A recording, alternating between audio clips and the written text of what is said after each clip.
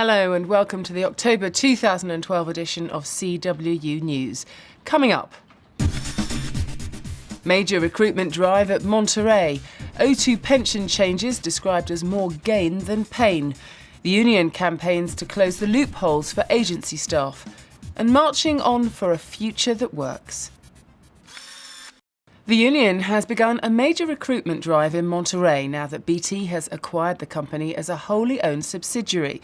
The new push follows July's surprise announcement that facilities management work is to be brought back in-house and has added impetus to the CWU's long-standing ambition to secure company-wide recognition. We were already in the middle of a major recruitment exercise in Monteray Limited. It's always been a target company for the CWU. But the acquisition by BT of Monteray and the creation of a wholly owned subsidiary called BT Facility Services has been a massive boost to that campaign. It's really concentrated people's minds, and many members are joining the CWU as we speak. Longer term, what we are after is recognition. We need to recruit sufficient numbers so that we can then go in and negotiate on pay and terms and conditions. These workers have not seen many pay rises in recent years. In fact, they've been under a lot of pressure by cuts from BT on the contract, which were then carried through into Monteray itself in terms of terms and conditions. So we would look to gain recognition first. That's the first step. We can't do anything until we've got the numbers. But once we have the numbers, we would look to address those issues going forward. The CWU has described a raft of pension changes it's supporting for call centre, engineering and retail staff at telecoms company O2 as more gain than pain. The company-wide changes will affect every employee as the auto-enrolment scheme comes into effect, with changes also proposed for both the contribution and benefit plans, including the closure of the final salary scheme. The vast majority of employees are set to benefit from employer contributions, while the union has sought to minimise the negative impact on defined benefit scheme members by securing compensation. CWU members currently have the opportunity to vote on the changes in an online ballot during the 60-day consultation period. Obviously, I'm disappointed that the final salary scheme will be closed. That is an excellent scheme that people have paid into for a significant amount of time. But I think through the negotiations, which have taken the best part of 9 months now, we've managed to secure a decent compensation package for people that will be coming out the final salary scheme and improvements to the existing defined contribution scheme. I hope that the CW members will realise that we have done the best as far as we can as far as the negotiation, particularly those that are in the final salary sections, and that this is a permanent, sustainable compensation for them going forward. Please vote yes. And now, more headline news. Royal Mail is seeking to negotiate a new model standard contract with its access customers such as TNT, UK Mail and others. Since the introduction of access contracts, Royal Mail has lost a significant amount of revenue that used to support the network. One of the key proposals is for access customers to commit to a minimum volume of national last mile deliveries, so helping secure a viable future for the service. CW members working for Parcelforce have voted overwhelmingly to accept a new pay deal. Following a complicated set of negotiations, the agreement reached will lift all elements of pay by 2.9%, to be backdated from the 1st of April this year, and will also be boosted by variable consolidated lump sums. Accenture workers have also voted through a new pay deal to commence on September the 1st this year. Under the agreement, Accenture's salary pot will rise by 1.6%, to be distributed according to the existing salary matrix, with a further 0.19% to be focused towards workers who are low in their pay grades, aiming to bring these employees closer to median market rates. Capita members providing call centre services for Birmingham City Council have voted 9-1 in favour of the company's offer of a 2% fully consolidated pay rise, backdated to July. The company produced its final offer after strong representations by the CWU that given the lack of any consolidated rise last year, a pay freeze being imposed throughout most of Capita's contracts was untenable. The CWU has launched a new campaign designed to expose and ultimately close clever legal loopholes that are being used by employers to deny a new generation of agency workers rights to equal treatment. Closing the Loopholes was launched following evidence that employers are finding new ways to reinvent pay inequality. For the CWU and for many other unions across the UK, the major issue at the present time is the use of pay between assignment contracts. Employers are using these contracts in order to avoid their obligation to pay agency workers equal pay, i.e. they don't want to give agency workers the rate for the job. But we know in other sectors as well, employers are using different tactics to avoid equal treatment rights for agency workers. They're putting agency workers onto bogus self-employment contracts, and they're trying to introduce starter rates so as to drive down pay overall and ensure that agency workers don't get a decent deal at work. The message to our agency workers, particularly those that are directly affected by this, is that this is your campaign. This is what the CW stands for, and this is what we're doing for you.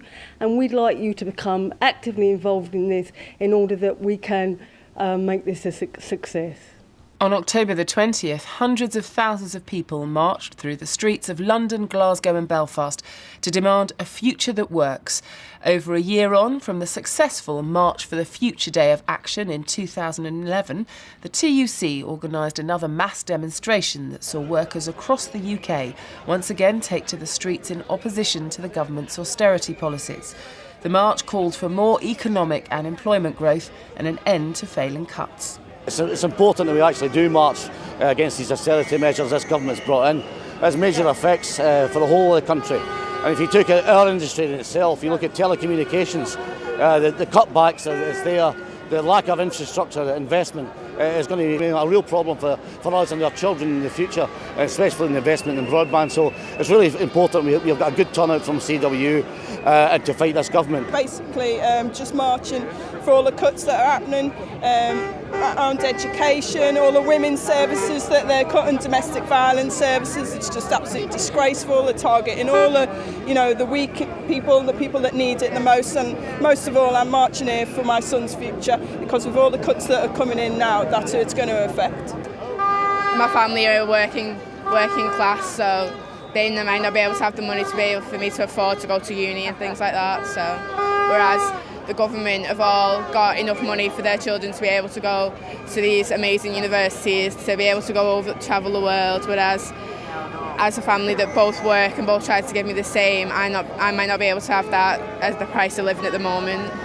I'm here for a brighter future for the youngsters that are coming through. I want to see them have education prospects. I want them to be able to have jobs to go into once they've finished their education.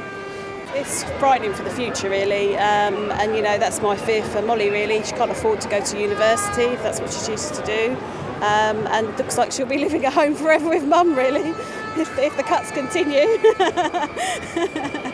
We're just here representing our members and our society, and I think everybody should have made an effort to come today, and if they haven't, to get involved in something in future at a local level. Everyone can make a difference. And now let's take a quick look at the rest of the headlines from around the union this month. The union is still locked in a pay dispute with postal company Romek, nearly 10 months beyond the agreed settlement date. Management have yet to make an acceptable pay offer, and the CWU has now agreed to ballot its members for industrial action. The government has withdrawn its proposals to cut compensation for the victims of violent crime. The controversial proposals to change the criminal injuries compensation scheme would have also excluded many victims completely, including postal workers who get injured in dog attacks. The U-turn was made after the government came under intense pressure from a coalition made up of the CWU, trade unions, victim support groups and MPs from all parties. A major survey to investigate stress levels in Virgin Media, Everything Everywhere and TalkTalk call centres has been launched by the CWU. The survey stems from a government initiative designed to tackle a problem that's recognised as the #1 cause of workplace absence and contributing to illness and depression. The union is strongly urging participation in the survey, which has been emailed to members and can also be completed online via the CWU website. And the annual TUC conference took place in September. For full details, you can watch an exclusive report on CWU TV and the CWU YouTube channel now. The CWU has agreed to ballot its members in the Preston Central Delivery Office for industrial action, following a dispute over the application of national and local agreements at the site. The ballot follows reports of altercations with management over performance issues and a series of events that culminated in members staging a 3-day walkout on October the 5th. There is massive issues right across the North Wales division in terms of performance management from Royal Mail, and I think that's replicated right across the country. One thing our members are seeing now is that if a revision is implemented and that revision seems to be failing, then the first port of call for Royal Mail is not to look at what's actually failing the revision, but to blame their performance. So they're asking the questions, how can I have been a postman or a woman for the last 20 years, never had my performance questioned, and suddenly the Monday after a revision is implemented, I'm not working hard enough. And it just seems that the Royal Mail are using this tactic to draw out more hours than actually is available in the delivery office. Certainly in Preston, morale is at a rock bottom. Our members want to come in and do a fair day's work for a fair day's pay. At the moment, they're being asked to do too much. As I said, there's Royal Mail are coming at it in terms of that they want more hours out of the offices, and I'm not convinced them hours are currently there to be had. And finally, CWU leaders and Royal Mail Group chiefs are urging postal workers across the UK to join this year's Movember movement, which sees men of all ages grow a moustache to raise funds and awareness for the fight against male cancers. Prostate Cancer UK topped the poll in a ballot of Royal Mail workers as the company's chosen charity of the year. And working closely together, Royal Mail and CWU are aiming to raise £1 million this year, a figure which will be doubled to £2 million by the company's match funding pledge. Currently, 1 in 9 men will be diagnosed with prostate cancer in their lifetime. 36,000 Royal Mail employees voted for Prostate Cancer UK as our charity of the year for the next 2 years, and Prostate Cancer UK is the main beneficiary of funds raised by Movember in the UK, and that's why we're opening up match giving to everyone who is raising money for Movember. For every £40,000 that we raise, that's 20,000 from colleagues and 20,000 for Royal Mail, that will pay for 1 new prostate cancer nurse, which is really important because 40,000 men are diagnosed with the disease every year and there aren't enough nurses to see them all. So the key thing is for people to register through Royal Mail rather than going straight to the Movember website, so that we can then match fund everything that's raised. If people go straight to the Movember site, then I won't know who has raised money from Royal Mail. I really hope as many of you as possible get involved and help us raise lots of money and awareness for prostate cancer this Movember. Well, that's all for this edition. Remember, you can now keep up to date with all breaking CWU news via the CWU website, eVoice, CWU TV, or the union's dedicated YouTube channel. Until next time, thanks for watching.